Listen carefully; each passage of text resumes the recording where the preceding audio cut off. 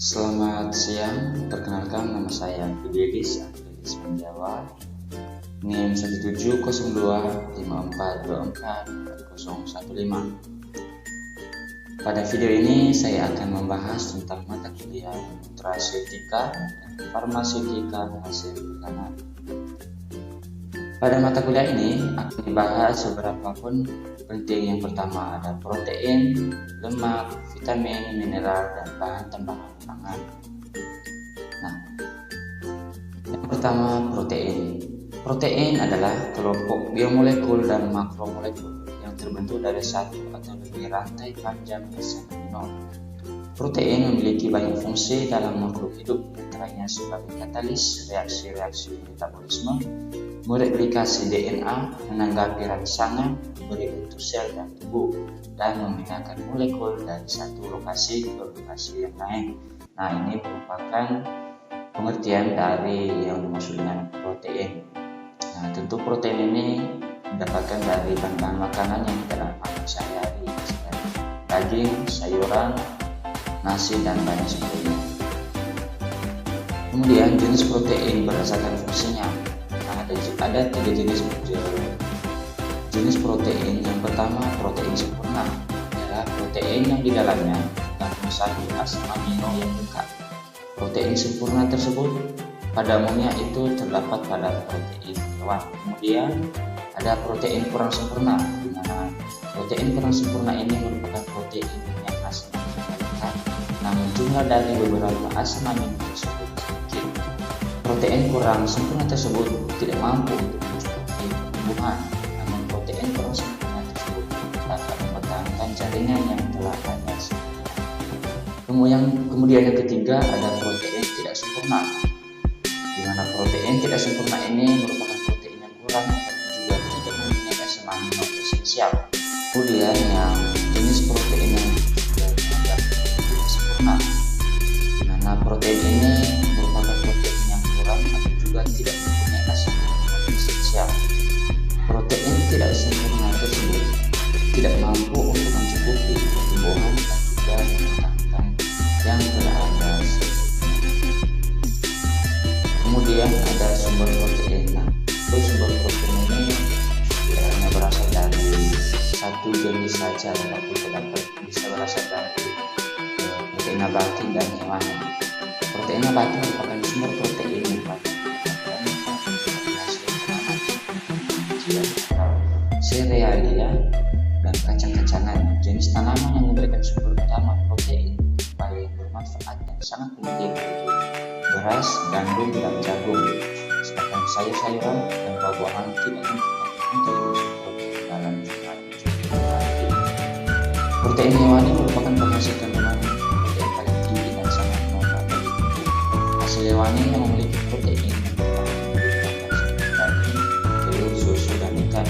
Protein hewani disebut sebagai protein yang lengkap dan bermutu tinggi karena mempunyai kandungan asam-asam amino esensial lengkap yang susunannya mendekati apa yang diperlukan oleh tubuh. Nah, untuk sumber protein ini maka bisa berasal dari protein hewani seperti daging, telur, susu, dan ikan. Nah, untuk memperkaya protein di dalam tubuh kita harus banyak mengkonsumsi daging, telur, susu, dan ikan. Kemudian lemak. Ini merupakan pembahasan yang kedua tentang lemak, yaitu salah satu kelompok yang termasuk pada golongan lipid, senyawa organik yang terdapat di alam seperti larut dalam air tetapi larut dalam pelarut organik non-polar. Kemudian fungsi lemak. Fungsi lemak menjadi cadangan energi dalam sel lemak, kemudian pelindung organ penting saat terjadi guncangan karena memiliki struktur seperti bantalan, melindungi tubuh dari perubahan suhu lingkungan. Salah satu bahan dasar yang dibutuhkan untuk produksi hormon, vitamin, membran sel, dan membran organ sel. Kemudian pelarut vitamin A, D, E, dan K. Kemudian sebagai bahan penyusun empedu dan asam folat. Mengoptimalkan fungsi pencernaan, lemak bisa memperlambat sistem pencernaan saat proses pencernaan berlangsung sehingga rasa lapar tidak muncul terlalu cepat. Kemudian sumber lemak. Nah, Sumber lemak ini bisa berasal dari tanaman dan juga hewani. Biasanya lemak yang berasal dari tanaman atau nabati bisa dari kelapa, kemiri, zaitun, kacang, margarin, kedelai, dan lain sebagainya. Kemudian untuk hewan bisa berasal dari daging, cheddar, susu, ikan baru, dan telur, dan sebagainya. Kemudian vitamin. Maksud dengan vitamin adalah kelompok senyawa organik dan sangat dibutuhkan tubuh karena vitamin berfungsi untuk membantu pengaturan proses kegiatan tubuh.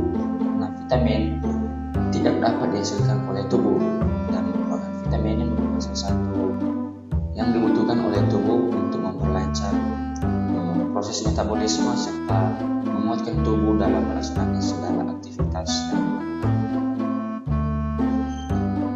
Kemudian ada fungsi vitamin. Nah, fungsi vitamin ini yaitu berperan dalam pertumbuhan dan pembentukan sel, mempertahankan fungsi jaringan agar tetap normal, sebagai koenzim berperan sebagai biokatalis yang membantu mempercepat reaksi zat dalam tubuh.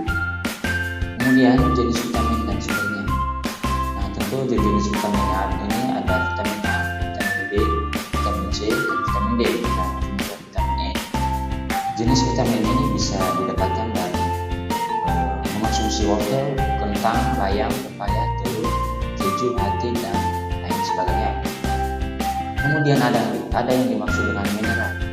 Mineral itu merupakan nutrisi mikro yang memiliki peran dalam membentuk fungsi tubuh agar mencapai optimal. Meskipun dibutuhkan dalam jumlah kecil, mineral ini penting untuk fungsi metabolisme tubuh. Masing-masing mineral memiliki fungsi berbeda bagi tubuh, termasuk menjaga kesehatan tulang, otot, jantung, dan otak agar dapat bekerja sesuai fungsi normalnya.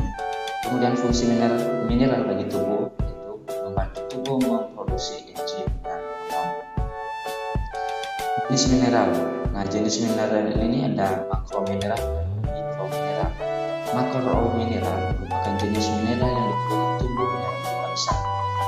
Bisa didapat dari fosfor, kalsium, magnesium, natrium, sedangkan mikromineral jenis mineral yang diperlukan tubuh dalam jumlah sedikit. Jenis mineral mikro ini dapat berupa yodium, mangan, selenium, dan kromium. Kemudian ada bahan tambahan pangan atau BTP. Bahan tambahan pangan ini merupakan bahan yang tidak mudah digunakan, biasanya komponen khas makanan, mempunyai dan tidak mempunyai nilai gizi yang sengaja ditambahkan dalam makanan pada pembuatan, pengolahan, penyiapan, pembuatan, pengepakan, pengemasan, dan penyimpanan produk makanan olahan. Kemudian ada tujuan penggunaan BTP. Tujuan dari penggunaan BTP ini mengawetkan makanan dengan mencegah pertumbuhan mikroba, membentuk makanan menjadi lebih baik dan enak dibuat, memberikan warna dan aroma yang lebih menarik, meningkatkan kualitas pangan, menghemat biaya yang diperlukan. Nah, dengan penggunaan BTP ini atau bahan tambahan pangan ini merupakan salah satu bahan yang harus ditambahkan pada makanan, tapi dengan menggunakan aturan-aturan yang ditetapkan oleh SOP. Kenapa? Karena ketika melakukan penggunaan bahan tambahan pangan yang berlebihan, samping pada orang yang akan mengonsumsi makanan tersebut. Kemudian jenis bahan tambahan pangan. Jenis bahan tambahan pangan ini ada bahan alami, ada bahan tambahan buatan atau sintesis. Biasanya bahan tambahan alami ini dapat berbagai jenis hewan dan tanaman yang langsung diperoleh yang harus diperoleh dari alam. Kemudian yang bahan tambahan pangan buatan ini bisa berasal dari berbagai bahan kimia dan biasanya diproduksi pabrik, formalin, borax, dan lain-lain. Dari bahan tambahan pangan buatan ini dapat berbahaya sekali untuk makanan-makanan dan bagi kesehatan manusia jika dikonsumsi atau digunakan secara berlebihan. Maka untuk itu lebih baik menggunakan bahan tambahan pangan alami, karena itu lebih alami dan tanpa mengonsumsi zat-zat atau penambahan bahan-bahan kimia pada pembuatannya.